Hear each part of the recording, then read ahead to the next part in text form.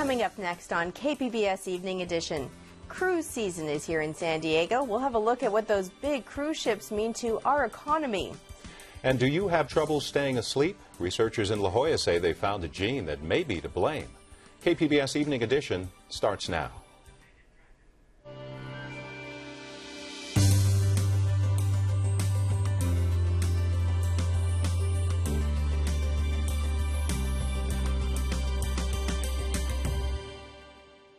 Hello, thanks for joining us. I'm Joanne Faryon. And I'm Dwane Brown. Could cuts to San Diego's universities put the brakes on local businesses? We'll examine the question. And we'll meet some people who live the saying, waste not, want not. Because of them, fruit that once would have rotted on the ground is instead going to the tables of San Diego's hungry. But first, tonight's top stories. Human rights groups are gathering in City Heights tonight to talk about efforts to change some San Diego Police Department's policies. KPBS reporter Marissa Cabrera has been following the story. Now, Marissa, at issue is whether some officers have been turning over undocumented drivers to immigration officials. What does the law say? Can they actually do this? Well, the police department's policy, officers can call immigration officials, but only under certain circumstances. Say someone has a criminal record, or this person is involved in smuggling operations, human trafficking, or drug violations, not for minor traffic violations. That's one example of when a police officer cannot, or is not supposed to, rather, call immigration officials. Now, there's a specific case right now, right, about a driver. He had loud music. He was pulled over. What happened? Well, in that case, this driver, 29-year-old man, was pulled over Saturday, a couple weeks ago on a Saturday, and apparently he was driving with his music on too loud. That's what his family tells us. But instead of being handed a ticket, he was actually handed over to immigration authorities and now is on the verge of being deported. We know, Marissa, before we leave, that police are saying there may be other information to that story, and we will be following up. KPBS reporter Marissa Cabrera. A new report says more Latino children are living in poverty than any other ethnic group. The Pew Hispanic Center tracked child poverty rates from 1976 to 2010. They say last year was the first time the single largest group of poor children wasn't white. 6.1 million Latino children are living in poverty. More than two-thirds are the children of immigrants. The research does not distinguish between legal and illegal immigrant families.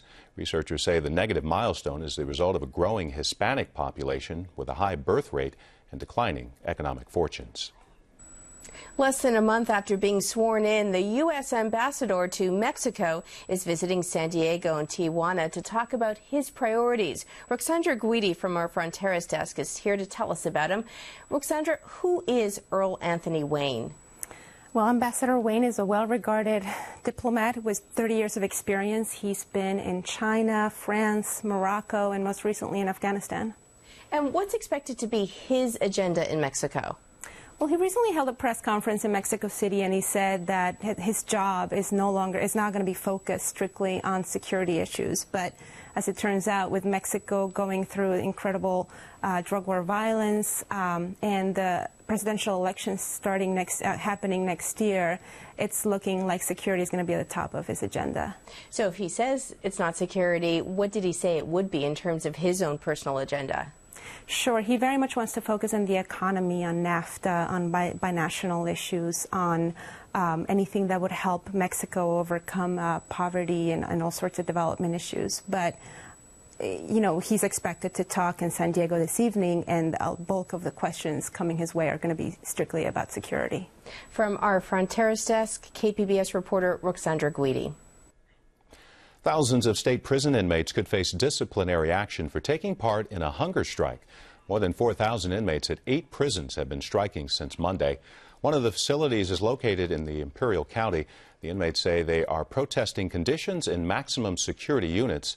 The State Corrections Department says it's reviewing policies and procedures for those units.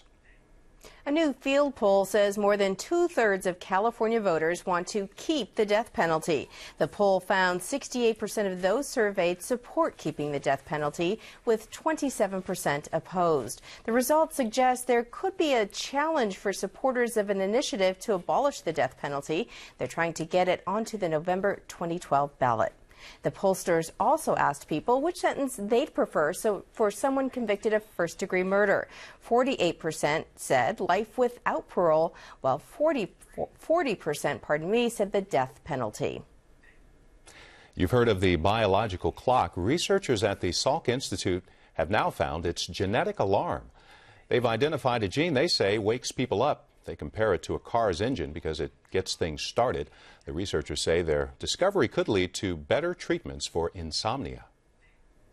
Chargers fans will have to get up on Sunday to head to Qualcomm to see the team play against the Miami Dolphins. The game won't be on TV because the team didn't sell enough tickets. This is the first blackout of the season. Last year, 3 out of the first 4 home games were blacked out.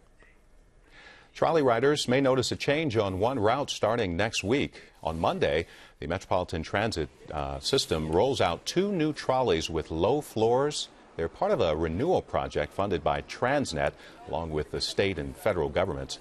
People in wheelchairs will have an easier time boarding the new trolleys. MTS says trips will be quicker as a result. People along the orange and blue lines are going to see a whole new set of opportunities. And as the word gets out as to how easy these new cars are to use, the smoother, faster service, we're confident we're going to be attracting even more riders. The first cars will run on the Green Line from Santee by 2014. 57 of these low-floor cars will be running on all 3 trolley lines. The fleet will cost $233 million. 3 San Diego-based Navy ships are heading home after a 7-month deployment. The USS Boxer, the Comstock, and the Green Bay are scheduled to return tomorrow with 1,800 sailors and 2,200 Camp Pendleton Marines. Since February, they've been in the Western Pacific and the Middle East, providing humanitarian aid and fighting piracy. Today is the unofficial kickoff to cruise ship season in San Diego.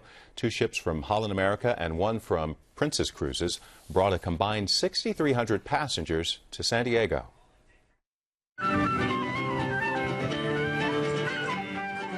They came in droves from places like Vancouver, Canada, Michigan, even Los Angeles, giving at least a one-day boost to the battered cruise ship industry in San Diego.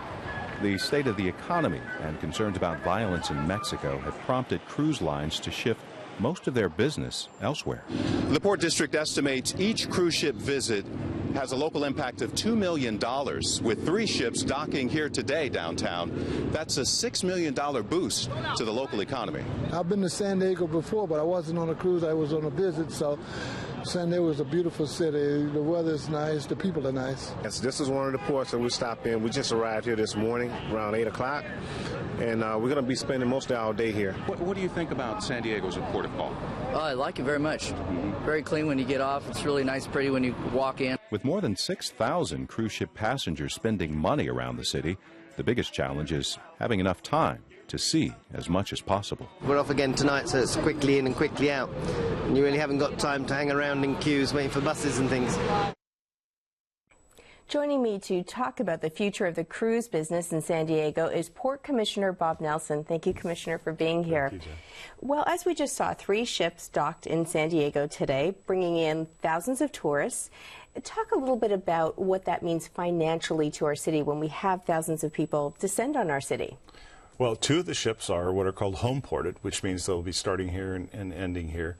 And that means each of those means about $2 million in revenue. So that's about $4 million. The 3rd ship is passing through, made a day stop here.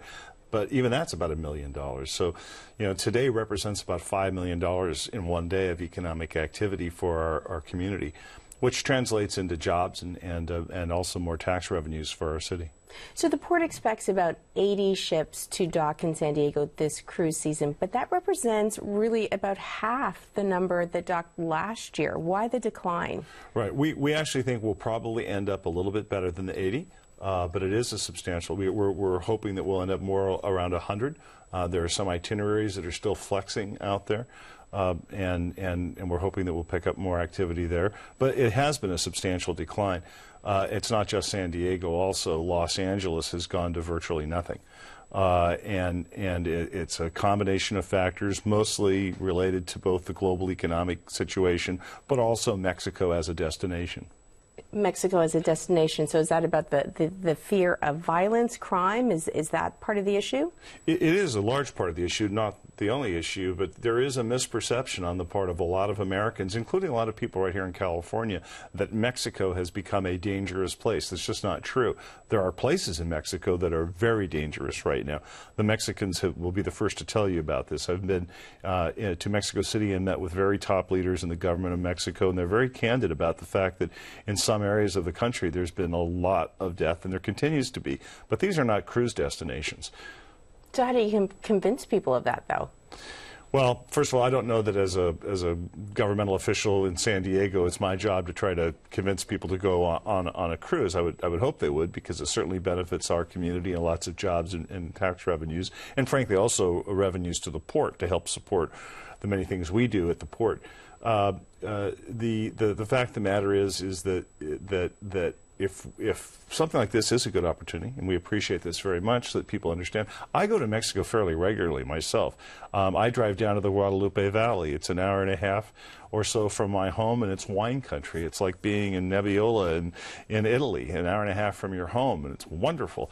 And there's never any kind of activity of violence or danger there. It's just not there. Just like there are places in San Diego or Los Angeles or any city or country you can go where it's just not safe to be. There are places like that in Mexico, but we're not talking about the cruise ports or the excursion activities that people go when they're at those ports. Doesn't San Diego also face a lot of competition from European destinations, European cruises as well? Yes, and not just Europe, but also the Australasia area is opening up. There's now cruise ships operating out of Australia. I was on a cruise myself up in Vietnam and Thailand. There's a lot going on in the Baltic with Russia and Denmark and Sweden and whatnot. So there are a lot more destinations now around the world. So there's a lot more opportunities. The ships that might have had fewer opportunities of where they can go, and so we were very attractive because of all the things you can do when you're in San Diego. They're now moving some of those ships to areas that are also now offering opportunities. So we have a little bit more of a global market we're competing in. But this isn't new to many of your viewers, that you know, many industries are now having to face a global market. So there was an analysis done that said that the cruise ship market is expected to pick up in about 4 years, 2015, 2016. So why then, and what will change to make it different? Right. There's a couple things. One of them is that actually the total amount of cruise that's going on worldwide is actually increasing year on year, even despite the worldwide recession. The industry has stepped up and have made products that are attractive to people at various price points. The best opportunities that there are going to be for growth in these next few years come as a result of new ships that are coming online. As I say, if you moved your ship to Australia, or you're taking it into the North Atlantic or whatever, or the Baltic, it's not available here. But more ships, or many more ships, are under construction, and some of those are very, very large. We, in fact, will be extending the B Street Pier through a particular type of a structure that will enable those very, very large new ships to come here, and we're confident they will come here. Commissioner Bob Nelson, thanks for being here. Thank you for having me.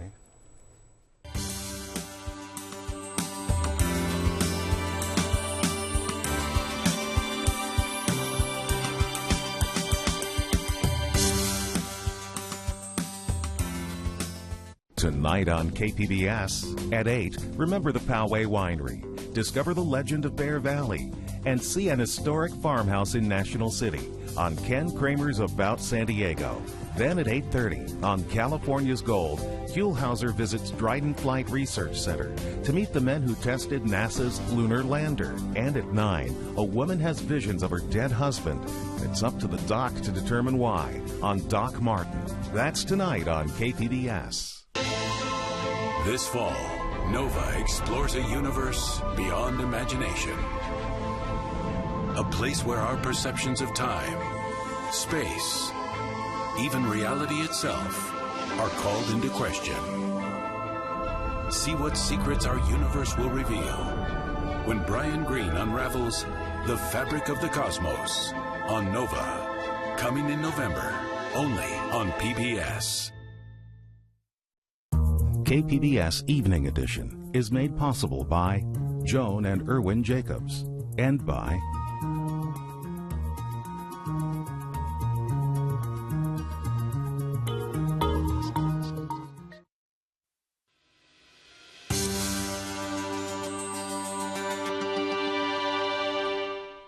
All this week, we've been looking at how the recession is impacting people in San Diego, from job loss and suicide to more homeless families living on the streets. Tonight, we look at the ripple effect cuts to California's universities will have on jobs. San Diego is known around the world as a hub for biotech and telecommunications innovation. UC San Diego has been a key driver in the creation of businesses and jobs in those areas. KPBS education reporter Kyla Calvert tells us there is concern state funding cuts to the university could stall its entrepreneurial engine. When Anton Monk and 3 colleagues came up with a solution for fast multimedia networking in homes in 2001, they started to build a business around their invention. Entropic Communications now employs about 320 people, more than 200 of them in the company's offices in Sorrento Valley. Monk, who earned his PhD in electrical engineering at UC San Diego, says they relied on their connections to the university to get started and to grow. The education that UCSD gave me and others in the company was phenomenal. It was really a grounding in the basics of communication theory. And you can see that through other companies that have been founded like Qualcomm and Viasat, some of the better-known companies in San Diego. The University of California system has seen significant cuts in the last 5 years. This year, it lost $650 million in state funding. If state revenues don't meet ambitious targets set in Sacramento, the system will lose another $100 million in December. State funding makes up only about 9% of UC San Diego's budget, but much of the campus's prowess rests on that 9%. All of the 850 faculty on the main campus draw their salaries from state money. So if you were to take away that money or cut that by any significant fraction, then it indirectly does impact our ability to keep those people. And this is happening at a time when other universities are coming and raiding our faculty. People like Monk, who sits on an industry advisory board for the School of Engineering, worry that these trends will squeeze salaries to the point that UCSD won't be able to attract the same caliber of faculty.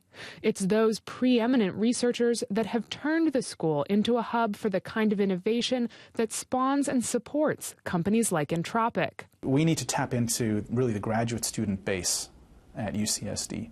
And those graduate students are attracted to the program because of the professors and because of the quality of the program. And so my concern and the concern of the Industrial Advisory Board is you may not see an issue immediately, but in 5 years, you almost certainly will. As state funding has declined, tuition has increased. This fall, it's just over $12,000 a year, $1,800 more than last year. That makes it harder to pursue these high-tech degrees. Supplying skilled workers for the hundreds of biotech and telecommunications companies started in San Diego by UCSD alumni and others is important for those industries' growth.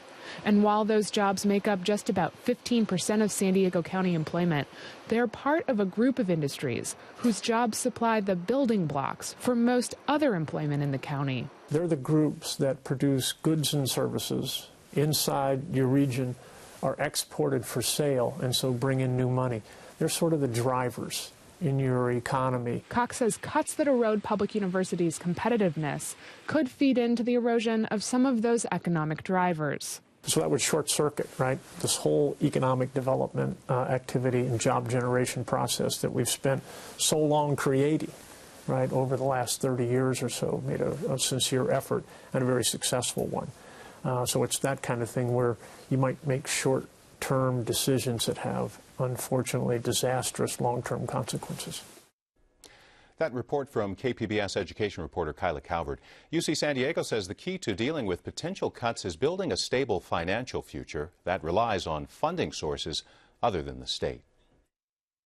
Citrus and avocado trees thrive in San Diego County, so much so the fruit sometimes goes to waste. A local group came up with a solution to that problem, and voiceofsandiego.org reporter Adrian Florido is here to tell us about urban gleaners. Now, Adrian, thanks for being here. Thanks for having me. Tell us what a gleaner is. A gleaner is someone who, on a volunteer basis, goes out and picks unwanted fruit on trees that would not otherwise be harvested, and uses it for a number of purposes. The groups here in San Diego are donating this fruit to local food pantries. So are these trees that are in somebody else's property? Or are they sort of trees on public property? Where is the fruit? Well, gleaning is kind of a growing movement across the country. In San Diego, the groups that have popped up are kind of leaving the public trees alone because there are sort of homeless communities and other people who glean those trees. They're mostly relying on people who have trees in their yards, who maybe own big properties up in North County that used to be orchards, but they don't tend themselves anymore. Those people call these groups, and they come out and pick the fruit and take it off these people's hands, because otherwise it would rot, go to waste, fall to the ground, and a lot of times attract rats and that sort of thing. Well, you followed a gleaner, a man named Philip Dunn. Tell us a little bit about how he started his gleaning organization. He used to be a professional athlete, and one day, he doesn't do that anymore. He has more time on his hands. He went on this bicycle tour in the uptown neighborhoods of North Park, Hillcrest, South Park. And during this tour with a bunch of other people, noticed that there are all these trees with oranges that were just kind of falling onto the sidewalk and rotting. And so he asked the tour organizer, is anyone going around and picking this fruit and donating it or doing something with it just so that it doesn't go to waste, because there's so much of it around here? And the guy who organized the tour said, no, why don't you do that yourself? And so he did. And he got together a little group of volunteers and started going around neighborhoods, knocking on doors, looking over fences to look for trees where there was fruit that wasn't being eaten, where it was clear that it was more fruit than a single family could ever use, and started asking property owners, can we take this? Because there are food pantries who could really use this kind of fresh produce. They said yes, and so the group's been growing since then. Now, you actually went out with some gleaners on your bicycle? No, we just drove out. You drove out? Okay. Yeah. And we have a clip of them picking oranges, and we just want to show our audience now. They explain why they do what they do. There's a lot of fruit that's going to waste, a lot of also good fresh vegetables in people's gardens that they might not be using fast enough, and we would always love donations of that. Adrian, where does this fruit end up? It's going to food pantries across the city. This group, Harvesting San Diego, has a partnership with a refugee resettlement and immigrant serving nonprofit in City Heights called the International Rescue Committee, which has a food pantry that it distributes, to which families come there from all over the community on Wednesdays. And so that's where a lot of it goes. Sometimes they're able to get so much fruit from these properties, like this one that we can see now, which has tons of trees on it, that they can't possibly give it all away, so they donate to other food pantries nearby. City Heights specifically has food pantries all over the place, and this fruit is just getting kind of spread around as it's needed.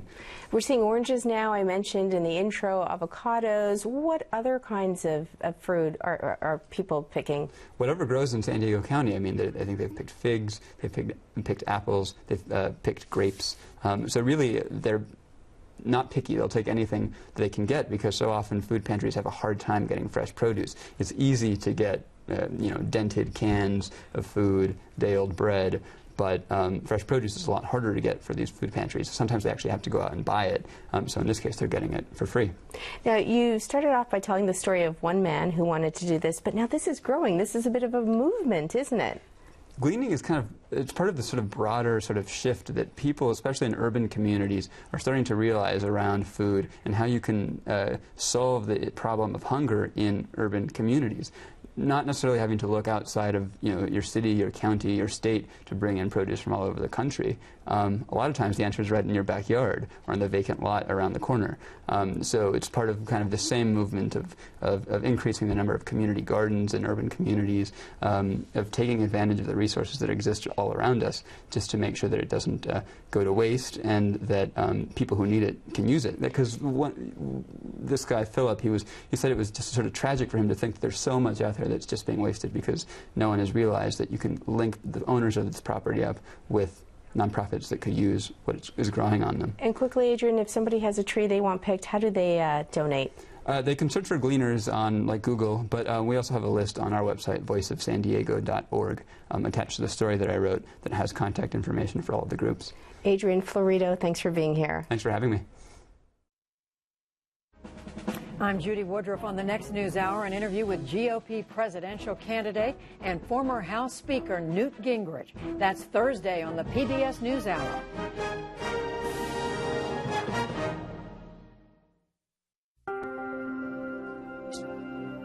This fall, PBS invites you to get ready for great moments and breakthrough performances, for the best in music and dance.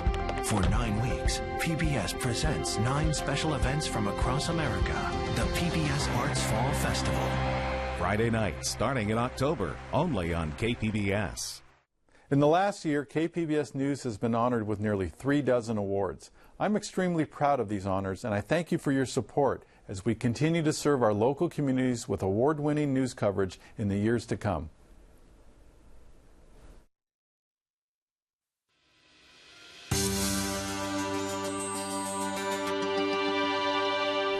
Welcome to KPBS Evening Edition's Public Square.